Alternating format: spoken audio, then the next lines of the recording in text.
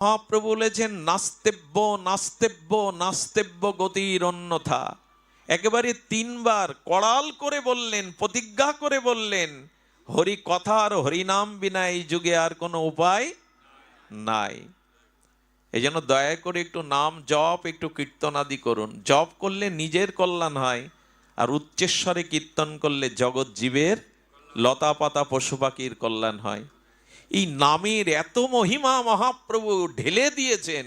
ব্রজ প্রেম, গোলকের প্রেমধন, হরিনাম সংকীর্তন, রতিনা জন্মিল কেনে, ঢেলে দিয়েছেন রাধা প্রেম ব্রজ প্রেম, অথচ আমাদের রতি হলো না। নামে রুচি আনুন। হরিনাম, প্রিয়জনের নাম ডাকতে ইচ্ছা করে না? যাকে যে ভালোবাসে তার নাম ধরে ডাকতে তো তার ইচ্ছা করে। তো ভগবানকে যদি ভালোবাসেন তার নাম ধরে ডাকুন। আমাদের দুর্দশা, হাই তুলতে গেলে বলে বাবা গো, ওসর লাগলে বলে মা গো। কিছু মানুষ আছে ওসর লাগলে বলে হা রাধে, হাই তুলতে গেলে বলে হা গৌরাঙ্গ। অন্তত এইভাবেই নিন 2-4 বার দিনে।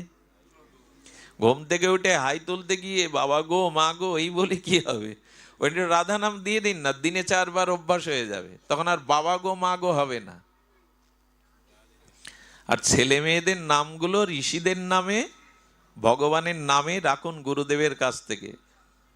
হ্যাঁ, টেলিভিশনে সিরিয়াল নাম রেখে লাভ হবে না। গুরুদেবের কাছ থেকে শ্রীকৃষ্ণের নাম শ্রীকৃষ্ণের পিতামাতা রাখেনি, গর্গমণি রেখেছিল। রাম ভগবানের নাম দশরথ রাখেনি, কৌশল্যা রাখেনি, বশিষ্ঠদেব রেখেছিল। এই ইতিহাস আমরা ভুলতে বসেছি। সন্তানের নামগুলো আদ্যক্ষর দিয়ে শ্রী গুরুপাদ পদ্ম আচার্যদের কাছে রাখতে হয়। ওই নামের মধ্যে আশীর্বাদ থাকে, শক্তি থাকে। তার প্রমাণ অজামিল। তার ছোট পুত্র নারায়ণ বলতে বলতে মৃত্যুর সময় সে ভগবান পেয়ে গেল, নাম আভাসে। এই জন্য নামকরণটাও আমাদের সংস্কার। সনাতন ধর্ম, বৈদিক সভ্যতায় সন্তানদের নামকরণটাও সংস্কার। সুধীবৃন্দ, এই জন্য কীর্তন করুন। কীর্তনের সিদ্ধ গৌর কিশোর দাস বাবাজি মহারাজ, এই সিদ্ধ মহাত্মা ভিড় লেগে যেত, প্রণাম করতে আসতে, বললো সম্মান কি ধুয়ে খাবো? এক শিষ্যকে বললেন, ওই যে কাঠ লতা পাতা আছে, 10 বছর আগে ল্যাট্রিন বাথরুম ছিল, এখন কেউ ব্যবহার করে না, সব শুকিয়ে গেছে, ওই লতা পাতা ইট কাঠগুলো একটু গোবর ছড়া দিয়ে ওই লতা পাতার মধ্যে আমার একটু জায়গা করে দে। কেন বাবা? তো হাজার হাজার প্রণাম নিলে আমার ভজন কখন হবে? এসব তাল থাক, ওখানে জায়গা করে দে। দেখুন, এরা সম্মানকে ভয় পায়। সম্মান নিয়ে ধুয়ে খাবো? আমার ভজন হচ্ছে না, লোকের হাজার হাজার লোকের প্রণাম দেখতে, ওখানে জায়গা করে দে। ওইখানে বসে বসে বাবাজি সারাদিন নাম করতেন। লোক আসলে বলতেন কোথায় জানি না, ভিড় কমে গেল। তো একদিন ওনার শিষ্য ওই জায়গাটা প্রণাম করতে গেছে, বলে বাবা এখানে সিদ্ধ বাবার নাম করতেন, আমি একটু বসে কিছুক্ষণ নাম করি না? উনি এই ভেবে ওখানে বসে চোখ বন্ধ করে যেই নাম করতে যাবেন, দেখছি 4-5 দিক দিয়ে নাম ধ্বনি হচ্ছে মধুর কণ্ঠে। এখানে তো কেউ নেই, নাম কে বলছে? উনি আবার চোখ বন্ধ করে আবার শব্দ শুনছেন নামে, দিব্য ওনার কানে দিব্য নামও ধ্বনিত হচ্ছে। চারিদিকে তাকিয়ে দেখে কেউ তো নেই। হঠাৎ লক্ষ্য করলেন চোখ খোলা রেখে, সিদ্ধ নামনিষ্ঠ মহাপুরুষ ওখানে বসে জপ করেছে বিদায় ওনার দিব্য স্পর্শে ওখানে ইটগুলো, কাঠগুলো থেকে নাম ভেসে আসছে, হরে কৃষ্ণ হরে কৃষ্ণ। কাঠগুলো থেকে নাম ভেসে আসছে। যদি বলেন এর যুক্তি কি, তবে শুনুন, একটা চম্বুকে লোহাটা বারবার ছোঁয়াবেন, বারবার চম্বুকে লোহা ছোঁয়ালে দেখবেন কিছুক্ষণের জন্য লোহার মধ্যে চম্বুকের ধর্ম এসে প্রবেশ করে। তেমনি নাম নিতে নিতে জড়বস্তুও। উনি জাগাকে প্রণাম করে বললেন, নামের মহিমা এমন। আমার পরমাধ্য শ্রী গুরুদেব, জগতে এমন পরম গুরুদেবকে পেয়েছিলাম, কিন্তু তার অযোগ্য আমি। রাধাকুণ্ডে 36 বছরের ভূতপূর্ব মহন্ত মহারাজ, আমাদের রঘুনাথ দাস গোস্বামী গদ্দির ভূতপূর্ব মহন্ত মহারাজ, অশেষ শাস্ত্র নিষ্ণাত পণ্ডিত প্রবর, রাধারানীর কিঙ্করী। সারাটি জীবন তিনি গ্রন্থ চয়নে হরিকথা প্লাবন বইয়ে দিয়েছেন বৃন্দাবনে, রাধাকুণ্ডে। পরমারাধ্য শ্রী গুরুদেব শ্রী অনন্ত দাস বাবাজি মহারাজ, উনি ঘরে বসে বসে নাম করছেন। আপনারা জানেন এখন 84 ক্রোশ ব্রহ্মণ্ডলে বর্ষণার মধ্যে সারা ভারত যাকে শ্রদ্ধা করে সাধু সন্ত, তিনি শ্রদ্ধেয় বিনোদ বাবাজি মহারাজ রাধাকুণ্ডের। কত মন্ত্রীরা গিয়ে ওনার চরণের ধুলা নেওয়ার জন্য বসে পড়েন। সেই বিনোদ বাবা গুরু মহারাজকে প্রণাম করতে গেছেন ব্রজানন্দ ঘেরায়, গিয়ে দেখছেন বাবার পুরো ঘরটা দেয়াল ফেটে ইট কাঠ থেকে নাম আসছে। উনি বললেন, এটা আমার কল্পনা না, আমি কান পেতে স্পর্শ করে শুনলাম উনি নাম করছে দেখে পুরো ঘরের ইট কাঠ নাম বলছে। এই হলো নামের মহিমা। উচ্চস্বরে নাম সংকীর্তনে পর উপকার করে। হরিদাস ঠাকুর 3 লক্ষ নামের মধ্যে 1 লক্ষ নাম উচ্চস্বরে করতেন। বলে কেন? বলে গাছপালা কীট পতঙ্গ ওদের কাছে এই নামের ধ্বনি গেলে ওরা উদ্ধার হয়ে গোবিন্দ চরণ পাবে। এই জন্য উচ্চস্বরে 1 লক্ষ নাম করতেন উনি। আপনি জপিলে নাম আপনি সে তরে, উচ্চ সংকীর্তনে পর উপকার করে। অন্যের কল্যাণ এই নামের ধ্বনি যতদূর যায়। এই জন্য যে গৃহে সদাচার সম্পন্ন হয়ে ভগবানের অষ্টাবিগ্রহের সামনে কাঁসা করতাল খোল বাজিয়ে ঝামর বাজিয়ে যারা হরিনাম করে, ওখানে রোগ শোক অভিশাপ প্রবেশ করতে পারে না। কিন্তু ঘরে ঘরে হরিনাম আজ কই? ঘরে ঘরে আজ ভগবানের দিব্য নাম কই? সকাল সন্ধ্যা ওখানে অভিশাপ ঢুকতে পারে। নাম যত দূর যায় অমঙ্গল তত দূরে দূরে পালায়। আগেকার দিনে এত ঔষধ, এত ডাক্তার, এত আধুনিক চিকিৎসা ব্যবস্থা আসেনি। তখন নাকি গ্রামে ডায়রিয়া হলে, মহামারী হলে হরিনাম করতো সবাই মিলে, আর এই হরিনামের ধ্বনিতে রোগ শোক পালাতো। এটা মিথ্যা নয়, এটা মিথ্যা নয়। এই জন্য ভগবানের নামটা নিতে শুরু করুন। আর এই নাম এখন কীর্তন করলে এর পরম কল্যাণ কি জানেন? যদি মৃত্যুর সময় নামটা মনে এসে যায়, যদি শেষ সময় নামটা মনে এসে যায়, তবে আপনি পার হয়ে গেলেন, আর আশা লাগবে না এপারে। এই জন্য ভগবানের নাম আজ নিতে থাকুন। মৃত্যুর সময় কর্ণের শ্রবণ ক্ষমতা, দর্শন ক্ষমতা, গলার বলার ক্ষমতা নষ্ট হয়ে যায়। ধীরে ধীরে জীবনী শক্তিগুলো বিলুপ্ত হতে থাকে। মাইক বাজালে ওই দিন কানে আপনার নাম যাবে না। আপনি হাজার চেষ্টা করেও কণ্ঠে সাধনা না থাকলে, অভ্যাস না থাকলে মৃত্যুর সময় বলতে পারবেন না। এই জন্য আজ অভ্যাস করুন যাতে মৃত্যুর সময় তার দিব্য নাম ধ্বনিত হয়। সুধীবৃন্দ, এই জন্য কীর্তনাঙ্গ এই ভজন মহাপ্রভু দিয়েছেন। আরেকটি দিয়েছেন, যদি নাম করতে করতে ভগবানের লীলা স্মরণ করতে পারেন। এই লীলা স্মরণই হলো স্মরণাঙ্গ সাধন, যেটা মহাপ্রভু দিয়ে গেছেন।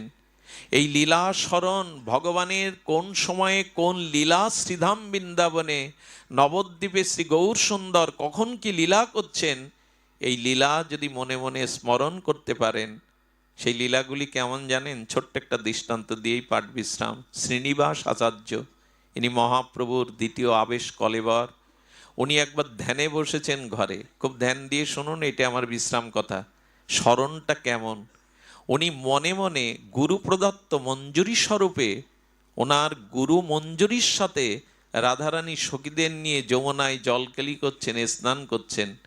আর করতে করতে উনি গুরু মঞ্জুরি, ওখানে পুরুষের অধিকার নাই, গুরু মঞ্জুরির পেছনে সেই একাদশ ভাবাত্মক সেই মঞ্জুরি যেটা গুরুদেব দিয়ে দেয়, আমি সবাইকে কথা বোঝাতে পারবো না। এই যে তুলসী বন্দনায় গাই না আমরা, এই নিবেদন ধরো সখীর অনুগত করস, সখার না সখীর অনুগত, এই মনের অভিলাষ বিলাস কুঞ্জে, এই ভজন হলো সেই ভজন। পুরুষ দেহে ভজন হয় না, একটা জিনিস জেনে যান। ভজন করতে গেলে নারী দেহ লাগবে, তবে এই মায়েদের যে নারী দেহ তা না, রাধারানীর দাসী, রাধারানীর কিঙ্করী। ওইখানে দিব্য দেহ গুরুদেব দিয়ে দেবে। তোমার বয়সেই, তোমার পোশাকেই, তোমার সেবায়েই, তুমি মালা গেতে যুগলের গলে পরাবে, অর্থাৎ বিজন সেবা করবে, সেবা দিয়ে দেয় গুরুদেব। তো উনি কি করেছেন? গুরু মঞ্জুরির সাথে রাধারানীর জলকেলি দেখছেন। দেখতে দেখতে রাধারানীর নাকের মানে কর্ণের দুলটা হারিয়ে গেছে। খুব ধ্যান দিয়ে শুনুন। আচ্ছা, কর্ণের দোল হারিয়ে গেছে কোথায়? যমুনায় না মনে মনে স্মরণ করছেন? মনে মনে স্মরণ করতে করতে দেখছেন যে রাধারানীর কর্ণের দুল হারিয়ে গেছে। রাধারানীর কর্ণের দুল কি একটা? কিন্তু ওই দুল শ্যামসুন্দর দেখে বড় আনন্দ পান, তাই রাধারানী সখীদের বলছেন আমার দুল খুঁজে দে।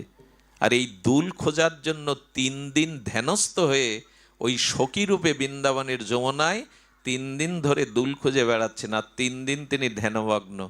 শিষ্যরা নাসিকার কাছে হাত দিয়ে দেখেন নিঃশ্বাস আর, বলে পরম আরাধ্য আচার্য কি দেহ রাখলো? আসলে এই দেহে না। যদি বলেন এর কি বোঝাচ্ছ পাগলের মতো, এই দেহ না তো ওখানে কোন দেহ গেছে? আচ্ছা, আপনি এখানে বসে আপনার বাড়িতে চলে যান, যে ঘরে আপনি থাকেন, আপনার ঘরটার সব জিনিস কোথায় কি আছে এখানে বসে দেখতে পাবেন কিনা? ওই শরীরটা কোন শরীর যেটা এখন বাড়ি চলে গেল? এটা মানস শরীর। আচ্ছা, আপনি শুয়ে আছেন খাটে, স্বপ্নের মধ্যে আকাশে চড়ছেন, সমুদ্রে সাঁতার কাটছেন, ওই শরীরটা কোন শরীর? আমাদের যে মানস শরীর 3 প্রকার, স্থূল শরীর, সূক্ষ্ম শরীর, কারণ শরীর। এই ভেদগুলো জানতে হবে। এই শরীরে এখানে আছি, অথচ আমি প্রিয়জনের কাছে চলে যেতে পারি, তার মুখটা দেখে আসতে পারি, তার হাসি ভরা মুখটাও দেখে আসতে পারি এখানে বসে। এই মানস শরীরে উনি বৃন্দাবনে 3 দিন ধরে খোঁজ করছেন। এরা ভাবছে গুরুদেব কি দেহ রাখলেন, নিত্য লীলায় গমন করলেন? সবাই যখন সিদ্ধান্ত নিতে পারছে না, তখন ওনারই শিষ্য চলে এলেন। ওনারই শিষ্য এসে আর বলছেন আপনি একটু দেখুন তো, আপনি তো গুরুদেবের সেবা করেন, গুরুদেবের আমরা বুঝতে পারছি না উনি অপ্রকাট হলেন কিনা, নিত্যলীলায় চলে গেলেন। ওনারই শিষ্য, ওনারই দেহ মঞ্জুরি স্বরূপে ভাবনার জগতে ওই সূক্ষ্ম শরীরে গিয়ে, সূক্ষ্ম শরীরটা কেমন জানেন? অনেক দূরে ফুল ফুটেছে, গন্ধটা আপনার কাছে আসছে, গন্ধটা ধরতে পারবেন? গন্ধটা দেখতে পাওয়া যাবে, এর বলে সূক্ষ্ম। মাছের যে থলেতে মাছ কেনেন প্রতিদিন, ওই থলেতে মাছ নেই, কিন্তু বাতাসের গন্ধ কি আসছে, ওকে বলে সূক্ষ্ম। তেমনি আমাদের চিত্ত, মন, বুদ্ধি, অহংকার, এই সূক্ষ্ম দেহে উনিও গুরুদেবের পেছনে পেছনে গিয়ে দেখে যে গুরুদেব 3 দিন ধরে যমুনায় রাধারানীর সেই অলংকার খুঁজছে। এসব ওই জগতের কথা, যুক্তি দিয়ে কথা পরিমাপ করে বোঝানো যাবে না। বোবা ব্যক্তিকে মধু খেতে দিলে তাকে যদি জিজ্ঞাসা করেন কেমন স্বাদ হয়েছে, কি বলবে? এই জিনিস অনুভূতির, ভাষা দিয়ে বোঝাবার নয়। এই মনের অভিলাষ বিলাস কুঞ্জে দিও বাস। সেইখানে খুঁজতে খুঁজতে উনি একদিন পরে দেখেন একটা পদ্ম পাতার উপরে আর একটা পাতা আচ্ছাদনে ঢেকে আসে, ওই পদ্মের পাতার উপরে রাধারানীর সেই দুলটা পড়ে আছে। উনি পেয়ে আনন্দে শ্রী গুরুদেবের হাতে দিলেন। আচ্ছা, উনি পেয়ে রাধারানীর কাছে ছুটতে পারতেন না? কিন্তু নিয়ম হলো সাধন ভজন গুরু আনুগত্যে করতে হবে, গুরুর বাইরে লাভ দিতে গেলে হচটকে পড়ে যেতে হবে। উনি শ্রী গুরুদেবের কাছে দিলেন, শ্রী গুরুদেব ললিতার কাছে নিয়ে গেলেন, ললিতা রাধারানীর কাছে নিয়ে গেলেন। লাভ দিয়ে যেতে যাবেন না, ক্রম আছে, সিঁড়ি আছে। আর রাধারানী পেয়ে, শ্যামসুন্দরের প্রিয় এই অলংকার পেয়ে বড় আদর করে বুকে চেপে ধরলেন। কে খুঁজে নিল? রাধারানীর কটাক্ষ করুণার দৃষ্টি ওর দিকে দিয়ে দিল। এই যে রাধারানীর একটা করুণার দৃষ্টি পেয়ে রাধারানী প্রসন্ন হয়েছেন, এতেই মাঝে মাঝে গোবিন্দ রাধারানীর প্রেমকুঞ্জে হাত জোর করে দাঁড়িয়ে ললিতা বিশাখাকে অনুরোধ করেন, একটু চরণ সেবার জন্য ভেতরে যেতে পারি? শ্রীকৃষ্ণ জগৎগুরু, রসাচার্য, রসিকেন্দ্র মৌলি, কিন্তু প্রেমময়ী রাধারানীর চরণ পাওয়ার জন্য তাকেও অনুমতি নিতে হয় কুঞ্জে যাওয়ার। কখনো কখনো রাধারানীর চরণটা তিনি মস্তকে নিয়ে, বুকে নিয়ে জড়িয়ে ধরেন। দেহি পদপল্লব মৌদারাম, হে রাধে তোমারই চরণ পল্লব মাঝে মাঝে বুকে জড়িয়ে ধরে গোবিন্দ প্রীতি করেন। এই জন্য রাধা কৃষ্ণকে জাগতিক দৃষ্টিতে কখনো দেখবেন না। একটা শিশু আয়নার মধ্যে নিজেকে দেখে, ওর সাথে খেলতে চায়, জড়িয়ে ধরতে চায়, এটা কি ওর অপরাধ? তেমনি রাধা কৃষ্ণ 2 নয়, একই জন, নিজের সাথে, নিজের স্বরূপের সাথে নিজে খেলছেন। এখানে রক্তমাংসের যুবতী সুন্দরী নয়, রাধা মাধব একই শক্তি, একই আধার, আলাদা নাই, নিজের সাথে নিজের অন্তরঙ্গ খেলা। এইভাবে লীলাতে সন্তুষ্ট হয়ে রাধারানীর কৃপা পেলেন, উনি দেহে ফিরে এলেন। এই জন্য মনটা খালি রাখবেন না। ভগবানের এই লীলাগুলো যখন শোনেন, গোবিন্দ গোষ্ঠে যাচ্ছে, কেমন নীল আকাশ, চারিদিকে যমুনা, আর স্নিগ্ধ গন্ধ ভেসে আসছে। গাভীগুলিকে সামনে নিয়ে গোবিন্দ মুরলীর ধারী বাঁশি বাজাতে বাজাতে, একবার একটু কল্পনা করুন তো, মনটা শুদ্ধ হয়ে যাবে। গোবিন্দ মুরলীর ধরী শ্যামসুন্দর মদনমোহন চলেছেন, সাথে সখাগণ। এইভাবে একবার একটু ভাবলেই দেখবেন মনটা আনন্দে। কি অপূর্ব শ্লোক! যাবৎ কৃষ্ণ নতে জনা, যতদিন জীব তোমাতে মন না দেবে, সংসার হবে কারাগার, হাতে পায়ে উঠবে মোহর শৃঙ্খল, আর তার মন চোর হয়ে যাবে। সদ্গুণগুলো মন থেকে চুরি করে অসদ্গুণগুলো ওখানে প্রবেশ করিয়ে যাবে। এখন উপায় বলি, সমস্যার মাঝে মাঝে উপায়ও বলছি, একটু সংকেতে শুনে নিন। গোবিন্দ সেটিই বলছেন, তমেব শরণাঙ্গস্য সর্বভাবেন ভারত, আমার কৃপাতেই শান্তি পাবে। তৎপ্রসাদাৎ পরাং শান্তে স্থানাং প্রাপস্যি সশতম। অপূর্ব! ভগবান বলছেন, ইহকালে শুধু শান্তি না, মৃত্যুর পরেও তোমাকে নরক যন্ত্রণা কর্মফল ভোগ করতে হবে না। আমি পরকালেই আমার নিত্য 700 গোলক বৃন্দাবনে তোমাকে নিয়ে যাব। ইহকালেও যেমন তোমাকে আমি শান্তি দেব, পরকালেও তোমাকে আমি শান্তি দেব। সুধীবৃন্দ, এই জন্য ভগবানের শরণ গ্রহণ করা।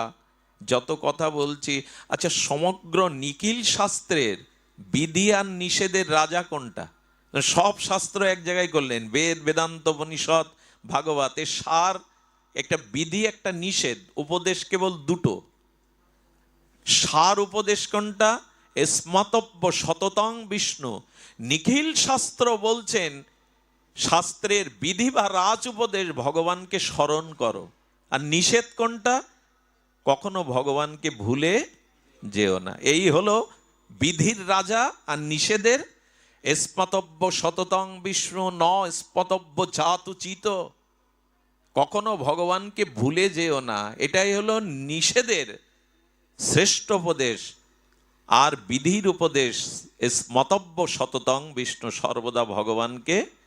এই জন্য তো মহাপ্রভু বিধান দিয়ে গেলেন, খাইতে শুইতে উঠিতে বসিতে যথা তথা নাম লও। নাম এখন আসরেই হয়, আমাদের মধ্যে আর কতটুকু কার হয় জানি না। নাম সর্বত নিতে বলেছেন। খাইতে শুইতে উঠিতে বসিতে যথা তথা নাম লও। পাত্রাপাত্র ন বিচারানো, দেয় দেয় বিমর্শক। মহাপ্রভু বলছেন, আমি এবার বিচার করব না, সবাইকে এই নামের মধ্যে ব্রজপ্রেম দিয়ে গেলাম। এটাকে স্মরণ করো, নাম স্মরণ করো। ভগবানের দিব্য নাম, তার লীলা মনে স্মরণ করো। শ্রবণ কীর্তন স্মরণ, শ্রোতব্য কীর্তিতব্য স্মাতব্য ইচ্ছত ভয়ম। ভয় দূর হবে, মৃত্যু ভয়, যদি ভগবানকে কীর্তন স্মরণ এবং শ্রবণ করতে পারো। তা আজ আমরা শ্রবণ করছি, মাঝে মাঝে আমাদের হরি নাম একটু সংকীর্তন বাড়ি বসে করতাল বাজিয়ে করতে হবে, নালে মালা নিয়ে সময় পেলেই বসতে হবে। আর কি করতে হবে? ভগবানের লীলাগুলিকে মনে মনে সিনেমার পদ্মার মতো স্মরণ করতে হবে, যে গোবিন্দ বৃন্দাবনে এই লীলা করছেন, রাধারানী এখন এই লীলা করছেন। এইভাবে স্মরণ করতে হবে। সুধীবৃন্দ, থাকবো, এইভাবেই ভগবানকে শ্রবণ কীর্তন স্মরণ, এই তিনটি সাধনের শ্রেষ্ঠ অঙ্গ। তার মধ্যে অগ্র শ্রেষ্ঠ শ্রবণ, হরিকথা শ্রবণ। সাধুমুখে ভগবানের কথা শ্রবণের দ্বারাই আমাদের ভক্তির সূচনা হবে, ভগবানের চরণে স্মরণের আকুতি জন্মাবে। এটা কেমন জানেন? নষ্ট তো হয়েছে আমার এই মন। ওই যে বললাম, চুরি করে নিয়ে গেছে সদ্গুণগুলো, অসদ্গুণগুলো ঢুকিয়ে দিয়ে গেছে। তো শ্রবণের দ্বারা কি হবে শুনুন, সংক্ষিপ্তভাবেই বিশ্রাম কথা। খুব মূল্যবান গুরু মহারাজ রাধাকুণ্ডে তার অমীয়, তার সেই দিব্য অনুভূতির এই বাণী শুনিয়েছিলেন জগৎবাসীকে সাধুমুখে হরিকথায়। আচ্ছা, জল আকাশ থেকে বৃষ্টি হয়ে পড়ল, জল যখন আকাশ থেকে পড়লো তখন স্বচ্ছ ছিল, কিন্তু ড্রেনে পড়ে, পোকামাকড়ের মধ্যে পড়ে, ধুলাই পড়ে, তখনই জলটা দূষিত হয়ে গেল। জল কিন্তু শুদ্ধই ছিল, তেমন আমাদের আত্মাটা, আমাদের মনটা পূর্বে শুদ্ধ ছিল, কিন্তু এই জগতের কামনা বাসনা ধুলাবালিতে এসে যেই মিশলো অশুদ্ধ হয়ে গেল। এখন এই জলের গতি কোন দিকে? নিচের দিকে তো নাকি মা? জলের গতি কোন দিকে? নিম্নগামী। জল যেতে যেতে কোথায় যেতে চাই জানেন? নালা দিয়ে, তারপরে ড্রেন দিয়ে, খালে গিয়ে, তারপর নদীতে গিয়ে, তারপরে একেবারে নদীর তরঙ্গায়িত অপ্রতিহতা গতিতে সাগরে। এই তো জলের গতি। আবার সাগর মেঘকে দিয়ে দিল। এই তো জলের গতি প্রকৃতি। কিন্তু জলটা ড্রেনের মধ্যে যেতে গিয়ে ড্রেনের একটা ক্ষত হয়ে গেছে, গর্ত হয়ে গেছে, ওই গর্তে আটকে গেল। গর্তে যখন আটকে গেল তখন জলের স্রোত আর রইল না। আচ্ছা, গর্তে আটকানো জল 1-2 মাস পরে কি হয়? ধুলো এসে পড়ে, তাই না? আবর্জনা এসে পড়ে, আকাশ থেকে গাছের পাতা পড়ে, তাতেও দূষণ হয়ে যায়। পবিত্র থাকে কি? আকাশ থেকে পড়েছিল বৃষ্টির ধারা হয়ে শুদ্ধ, কিন্তু গর্তের আবর্তন হওয়ায়, আবর্তিত হওয়ায় ধুলা বালি পোকা মাকড় এসে দূষিত হলো। আচ্ছা, জলের 3টি স্বভাব, ওই 3টি স্বভাব ওর মধ্যে নষ্ট হয়ে গেল। জলের 3টি স্বভাব কি? স্নান, ওই জলের স্নান করা যাবে পোকামাকড় জলে। আর জলের আরেকটি স্বভাব হলো পান, অর্থাৎ জলে পান করতে হয়, তৃষ্ণা নিবায়। আর জলে নিজের দেহটাকে শুদ্ধ করতে হয়। এই 3টে গুণ ওর মধ্যে থাকলো, কিন্তু একদিন ছিল কি না? ছিল, আজকে আর নাই। ঠিক আমাদের দশাও তাই। আমাদের আত্মাটা শুদ্ধ ছিল একদিন, যখন কামনা বাসনা ছিল না। কিন্তু যেই কামনা বাসনার সংসার গর্তে আটকে গেলাম ভোগ বাসনায়, সেই ওই পোকামাকড় দূষিত হয়ে গেল। কিন্তু জলের মধ্যে ওই 3টে ধর্ম এখনো আছে। ওই জল স্নান করাও যাবে, পান করাও যাবে। ওই জল স্নান করাও যাবে, পান করাও যাবে। ওই জলের 3টি শুদ্ধতা তখনও আছে, স্নান পান সবই আছে। কি করে জানেন? ওই জলটা পোকামাকড় হয়ে দূষিত হয়ে আটকে আছে। হঠাৎ বৃষ্টি এলো, আর প্রবল আকাশ বন্যার মতো বৃষ্টি এসে বৃষ্টির জলধারা ড্রেনে গিয়ে পড়লো। ক্ষিপ্র গতিতে জলের স্রোত ড্রেনে গিয়ে পড়লো। তখন ওই জলে কি হয়? ওই স্রোত ওই জলের ওই গর্তের মধ্যে যে দূষিত জলগুলো উঠিয়ে নিয়ে ভাসতে থাকে, থাকে কি না? বৃষ্টির স্রোতের জল যখন ওই গর্তের আবর্তে গিয়ে ওই জলটাকে তুলে নেয়, স্রোত বইছে, ওই স্রোতে তুলে নিয়ে ছুটতে লাগলো, ছুটে নদীতে পড়লো, নদী থেকে গঙ্গায়, গঙ্গা থেকে সাগরে। যখন গঙ্গায় পড়লো, সাগরে গেল, তখন স্নান করা যাবে কিনা? তখন গঙ্গার জল পান করা যাবে কিনা? স্নান করে শুদ্ধ হওয়া যাবে কিনা? সব পোকামাকড় চলে গিয়ে গঙ্গায় পড়ে শুদ্ধ হলো।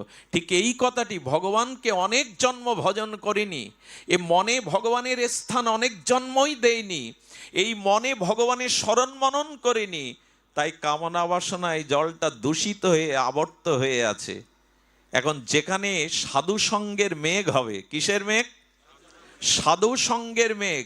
ওই সাধু সঙ্গের মেঘ হতে আর মেঘরূপ বক্তার মুখ দিয়ে যখন হরিকথার অমৃত বৃষ্টি হবে, আর সেই হরিকথারূপ বৃষ্টি আমাদের কানে গিয়ে হৃদয়ে ঢুকবে, তখন হৃদয়ের গতি আবার ভগবানের দিকে ছুটিয়ে নিয়ে যাবে। কান দিয়ে হরিকথা শ্রবণ করলেন তো মনে হরিকথা প্রবেশ করলো, আর হরিকথা হৃদয়ে গিয়ে মনের গতি ভগবানের দিকে ছুটালো। এখন যেমন আপনাদের মনের গতি ভগবানের দিকে শ্রবণ করতে হবে, সাধুমুখে হরিকথা শ্রবণ করতে হবে। এটাই চিত্ত শুদ্ধি করার একমাত্র উপায়। আমি খুব গর্ব করে বলতে পারি, এটা আমার দেখা, আমার জীবনে উপলব্ধি করা। রাধা কুণ্ডে নবদ্বীপে ভাগবত কথা যেখানে হয়, সেখানের মতো পরিবেশ অন্য কোনো অনুষ্ঠানে আপনি পাবেন না। এরকম পরিবেশ আপনি চাইলেই গড়তে পারবেন না। কারণ হরিকথা শ্রবণী জীবের সংসার ক্ষয় আর ভগবানের ভক্তির উপচয়ের একমাত্র প্রধান কারণ। আপনি হরিকথা সাধুসঙ্গ ব্যতীত অন্য কোনো সাধনার দ্বারা ভগবত কৃপা লাভে সমর্থ হবেন না। এই জন্য আগে শ্রবণ। কোথায় যাবেন সে জিনিসটাকে জানবেন না, কোথায় আপনার গন্তব্য সেটা না জানলে পথে উঠুন আপনি। আচ্ছা, পথে কেউ চলছে, যদি জিজ্ঞাসা করেন কোথায় যাবেন তো জানি না, তাকে কি বলবেন?